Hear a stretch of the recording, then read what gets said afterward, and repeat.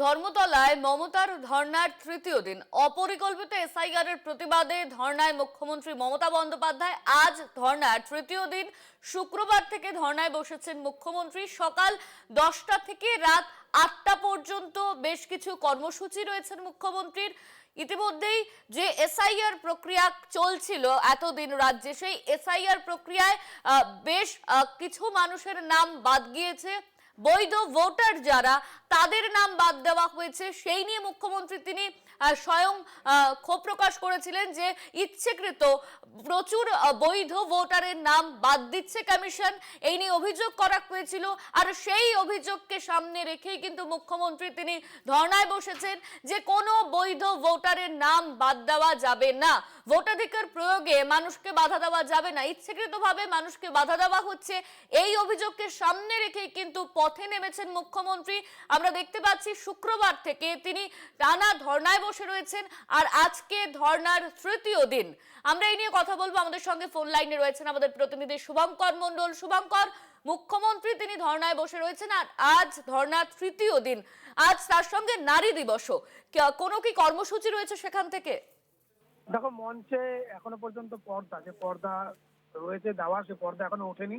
পর্দা উঠলেই আমরা দেখতে পাবো তৃণমূল দলনেত্রী মমতা বন্দ্যোপাধ্যায় তথা রাজ্যের মুখ্যমন্ত্রীকে। এবং তোমরা জানিয়ে রাখি, আর কিছুক্ষণের মধ্যে পর্দা উঠবে বলে মনে করা হচ্ছে। আজ আন্তর্জাতিক নারী দিবস, এবং এই নারী দিবসে কিন্তু তোমায় জানিয়ে রাখি তৃণমূলের একটি গুরুত্বপূর্ণ কর্মসূচি আজ রয়েছে। সুবোধ মল্লিক স্কয়ার থেকে হাতা, খুন্তি, হাঁড়ি, কড়াই সহযোগে একটি মিছিল।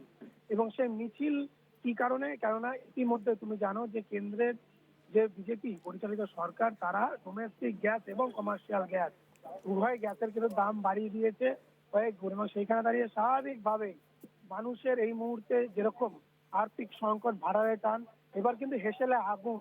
অর্থাৎ এই যে ভোটমুখী ভঙ্গে বারবার বিজেপির আগমন থেকে শুরু করে বিভিন্ন ধরনের মানুষকে প্রতিশ্রুতি, প্রহসন, আসলে সেগুলো যে প্রহসন সেটা কিন্তু প্রমাণিত হচ্ছে এই ধরনের পদক্ষেপের মধ্যে দিয়ে। এবং তারই তীব্র বিরোধিতা করে আজ একটি মিছিল রয়েছে।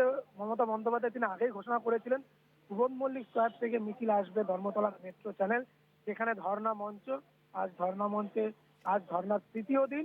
এবং মূলত এসআইআর এ মানুষের, বাংলার মানুষের, দেশের বিভিন্ন রাজ্যে এসআইআর চলছে, মানুষের যে হয়রানি বা প্রচুর মানুষ তারা ভয়ে তারা আত্মহত্যা করেছেন।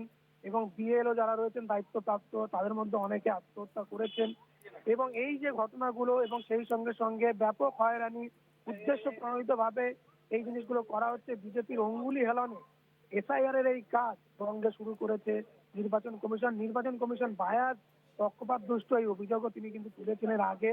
এবং এই যে প্রায় 60 লক্ষের মতো বিচারাধীন ভোটার, সেই সঙ্গে সঙ্গে প্রায় 60 লক্ষেরও বেশি নাম বাদ, এই যাবতীয় বিষয় নিয়ে তিনি সোচ্চার হবেন আগেই জানিয়েছিলেন।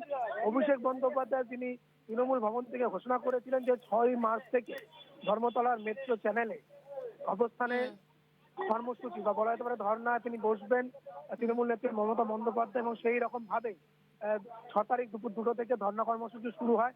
তিনি কিন্তু এই মঞ্চ ছেড়ে এখনো পর্যন্ত যাননি, তিনি মঞ্চে রয়েছেন। এবং ঐতিহাসিক জায়গায় এটি কেন বলা হয়? কেননা 2006 সালে যখন সিঙ্গুর আন্দোলন হয়েছিল জমি অধিগ্রহণের বিরোধিতা করে, সেই সময় কিন্তু 26 দিন মমতা বন্দ্যোপাধ্যায় তিনি এখানে অনশন করেছিলেন দাবি আদায়ের লক্ষ্যে, মানুষের পক্ষে কথা বলতে, জমি অধিগ্রহণের বিরোধিতা করে।